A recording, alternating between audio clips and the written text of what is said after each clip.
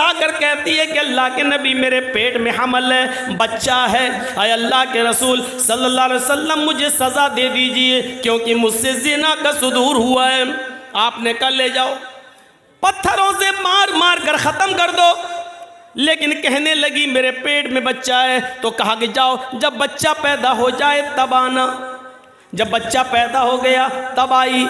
कहा अब इसको मार दो, ख़त्म कर दो। बच्चा रोने लगा। माँ अपने बच्चे को जब दूध पिलाने लगी तो अल्लाह की नबी ने कहा खातून अभी तुझे मारा नहीं जाएगा, अभी कत्ल नहीं किया जाएगा। ये बच्चा जो नाजायज़ बच्चा है, जो जिना की पैदावार है, अभी तेरे दूध की ज़रूरत है इस बच्चे को, अभी तुझे नहीं मारा जाएगा।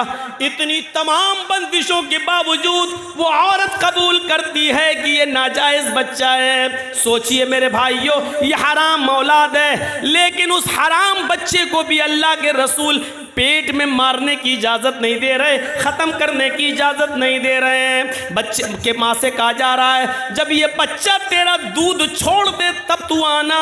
उसने दूध भी जल्दी छुड़वा दिया। आमतौर पर बच्चे 2 साल दूध पीते हैं, उसने 1 साल 1.25 साल में 1.5 साल में दूध छुड़ा दिया। फिर लेकर आई और कहने लगी अब बच्चा रोटी खाने लगा है। अल्लाह के नबी ने फरमाया आय अल्लाह की बंदी, अब मेरे पास कोई बहाना नहीं है कि मैं तुझे छोड़ सकूं। आए सहाबा जाओ और इसको ले जाकर सीने के बराबर गाड़ कर इस औरत को पत्थरों से मार मार के ख़त्म कर दो।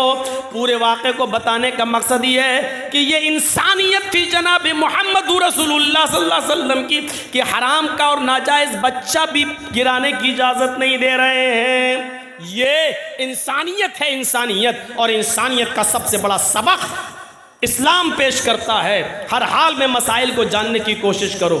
एक मसला आपके सामने अगर रखा जाए तो आप उसका क्या जवाब देंगे? आइए आजकल लेटेस्ट मसले आते हैं। एक गैर मुस्लिम मुसलमान हो गया रमज़ान के महीने में, आज 20वां रोज़ा है और आज वो मुसलमान हो रहा है, तो अब वो कितने रोज़े रखेगा? सिर्फ रोज़े तो 10 बचे हैं और 29 का चांद हो गया तो 9 ही रोज़े बचे हैं। और इस्लाम वो आज ला रहा है और रोज़े तो हर मुसलमान पर 1 महीने के, रमज़ान के पूरे महीने के रोज़े फ़र्ज़ हैं। तो अब वो कितना रोज़ा रखेगा? शरीयत क्या कहती है? शरीयत ये कहती है कि वो 20वें रोज़े को अगर इस्लाम कबूल करता है तो 20वें रोज़े के बाद से ही उसके ऊपर रोज़ा फ़र्ज़ हो जाता है और जितने रोज़े उसको मिलेंगे उतने वो रखेगा। अब सवाल ये पैदा होता है 20 रोज़े जो उसके छूटे हैं क्या वो ईद के बाद पूरे करेगा? नहीं करेगा। क्यों नहीं करेगा? दलील क्या है? भाई अहले हदीस हो तो दलील तो चाहिए ना। आप लोगों ने जलसा बहुत अच्छा किया है लेकिन ये लाइटिंग बहुत बुरी की है, कभी हरी कभी लाल, और वो आंखों पे जब पड़ती है तो कभी तो लगता बहुत आदमी है, कभी दिखता एक भी नहीं है, और कभी जब लाल जलती है तो मैं सोचता हूँ रुक जाना चाहिए क्योंकि ये रेड सिग्नल है, ये हमको इशारा कर रही है कि बोलना बंद कर दो। अरे ये तुमको किसने? अरे जर्जी साहब का जलसा है, कोई बारात में नहीं आए हैं निकाह के लिए। ये ऐसी लाइटिंग जलसों में, लाइट ऐसी होनी चाहिए जो जलती रहे, बस बुझे नहीं। तो ऐसा लग रहा है जैसे आंख मार रही हो। अल्लाह की कसम बड़ा डिस्टर्ब हो रहा हूँ। कल भी हुआ था लेकिन कल मैं बोल नहीं पाया, सारा गुस्सा इन चैनल वालों पे उतर गया। आज ये लाइट वाले पे लग रहा है सारा गुस्सा उतार दो। कभी लगता है एकदम कहाँ चलेगी पब्लिक, कभी लगता है यो देखो वहाँ तक बैठी हुई है। भाई हमारी भी तो आंखें हैं, कोई हम बहुत बड़े बाबा तो हैं नहीं कि यहाँ बैठे बैठे हम कलकत्ता तक तो देख लें। इतनी मशीन तो है नहीं मेरी आंखों में। तो मेरे भाइयों अब वो 20 रोजे के बाद जितने मिलेंगे वो रखेगा, पहले के नहीं। क्यों? क्योंकि पहले उस पर रोजे फर्ज थे ही नहीं। इस्लाम तो वो अभी लाया है, मुसलमान तो वो आज हुआ है। आज से पहले उस पर रोजे फर्ज थे ही नहीं, फर्ज आज हुए हैं, तो जितने मिलेंगे उतने रोजे रखेगा। एक और मसला याद रखिएगा, एक गैर मुस्लिम अभी मुसलमान हुआ है 20वें रोजे को और टाइम है 5 बजे का, शाम को 5 बज रहा है और अभी इस्लाम लाया, अशहदु अल्ला इलाहा इल्लल्लाह व अन्ना मुहम्मदर रसूलुल्लाह, इस्लाम ले आया, कलमा पढ़ लिया। 5 बजे से ही उसके ऊपर रोजा फर्ज हो गया है। सुन लीजिए, अब 5 बज रहे हैं, अभी इस्लाम लाया है, 5 बजे से ही उसके ऊपर रोजा फर्ज है। यहीं पर वो नियत करेगा मैं रोजे से हूं। अब यहां से रोजा है वो, और आपके यहां रोजा इफ्तार हो रहा है मान लीजिए 6 बजे, तो बस 1 ही घंटे के बाद वो रोजा इफ्तार करेगा और उसका ये एक रोजा माना जाएगा।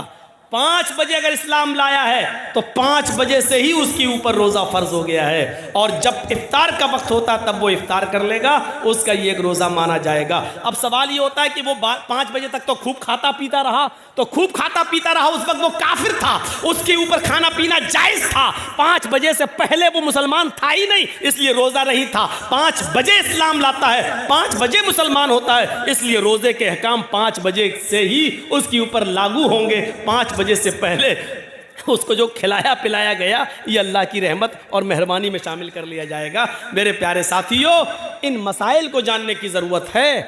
ये तो बहुत हो चुका है मौलाना साहब, नमाज के बाद दुआ मांगनी चाहिए कि नहीं, ये पक चुका हूं सुन सुनकर, हम भी पक चुके हैं बता बता कर। चले जाइए मौजमपुर के साइड में, अभी तक नहीं माना जा रहा है। धड़ल्ले से मस्जिद में नमाज पढ़ी जा रही है। 20 साल पहले मैंने कहा था जिस मस्जिद के अंदर कब्र होगी उस मस्जिद के अंदर नमाज नहीं होगी, नहीं माना जाता।